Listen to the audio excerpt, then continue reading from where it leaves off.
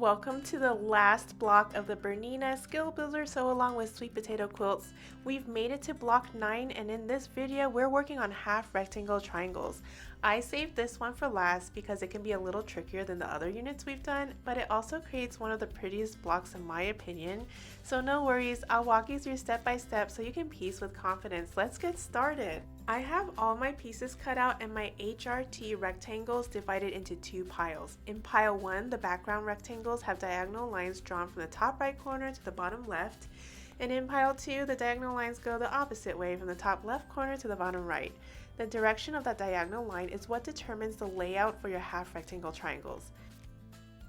The general idea is similar to making half square triangles where you place the pieces right sides together and sew a 1/4 inch seam on both sides of the diagonal line. But the difference here is that instead of lining them up perfectly, you're going to rotate one rectangle so that the opposite corners match. Once those corners are aligned, take the unit to the sewing machine and sew a 1/4 inch seam on both sides of the diagonal line. You will notice that at the beginning of the seam at the sewing machine, there will be a little section where you're only sewing through one layer of fabric, and that's exactly how it should be. When we cut along that line, everything will separate into two half rectangle triangles and we'll trim them down. For pile 2, the process is the same, just rotated in the opposite direction. Start with the fabrics right sides together, rotate the diagonal line to match opposite corners, and then sew a 1/4 inch seam on both sides of the line. I'm going to sew through both piles and I'll be back with the finished units. Here are my half rectangle triangles made from pile 1 and pile 2. Each pile includes fabrics 1, 2, 3, and 4. For now, I'll show you what it looks like using fabric 1 from each pile. The next step is to cut along the diagonal line to separate each unit into two parts, and from each pile you will end up with two identical fabric arrangements. For example, in pile 1, fabric 1 will always fall in this corner, and in pile 2 it'll appear in this other corner. That means each set of rectangles will yield two half rectangle triangles with different fabric orientations. Since we only need one of each for this block, you can see the extras for a future project. So now we've got our half rectangle triangles all primed and ready for pressing and trimming. I've pressed all of my units open with the seams pressed toward the darker fabric.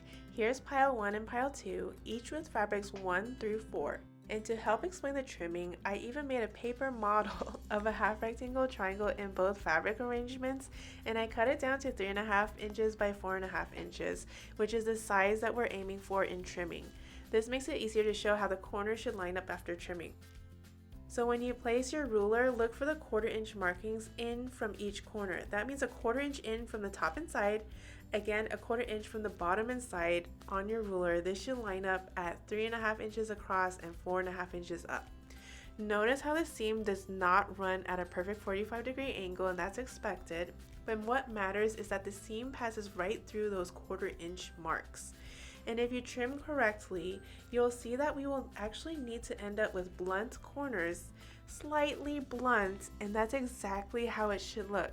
The sharp points will not appear until the units are pieced into the block with our 1/4 inch seams. So as long as your seams hit those 1/4 inch points on the ruler, you can rest assured that your half rectangle triangles are trimmed correctly. We're trimming these units down to 3.5 inches by 4.5 inches, so let me show you what that looks like. First, I'll line up my 3.5 inch mark on my ruler along the side and the 4.5 inch mark along the bottom, and then I'll check the 1/4 inch marks at the corners. Instead of looking for a dot marker, I'm watching that my seam passes right through those 1/4 inch points, and here's one and here's the other. If everything lines up, go ahead and trim the top and side edges. Then rotate the unit, line up the fresh edges with the 3.5 inch and 4.5 inch lines on your ruler, and then trim the remaining sides. If the first trim was correct, you will notice that the seam naturally crosses through those 1/4 inch marks on your ruler again. And here's your trimmed half rectangle triangle from pile 1. Notice how the corners look a little bit blunt, and that's exactly how it should be. Now let's trim an HRT from pile 2. I'm going to start by locating those 1/4 inch marks on my ruler, and then I'm going to keep an eye on those points and make sure that there's a little fabric overage around the edges of the 3.5 inch lines and 4.5 inch lines. That's a good sign because it means we will trim down to the right sides without coming out short. I'll check that the seam hits those 1/4 inch points here and here. Then align the block with the 3.5 inch and 4.5 inch lines on the ruler. Once everything looks good, trim the top and side. Then rotate the unit, line up the fresh edges with the 3.5 and 4.5 inch lines, and you will see that the seam comes very close to the 1/4 inch marks again. Trim the remaining 2 edges, and there you have it, a finished half rectangle triangle measuring 3.5 inches by 4.5 inches with the points corners slightly blunt. Go ahead and repeat this process with the rest of your HRTs. Alright, here are all of my HRTs in both arrangements in fabrics 1 through 4. With these ready, I've also got my remaining pieces laid out, and from here I'm going to follow the rest of the instructions in the pattern to sew everything together into the final block. I'm going to get this assembled and then I'll be back to show you the finished block.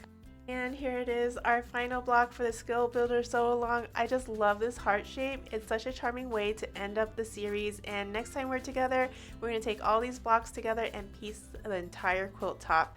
I can't wait to see how yours comes together, so thanks for sewing along with me. I'll see you soon and enjoy your finished block. See you next time.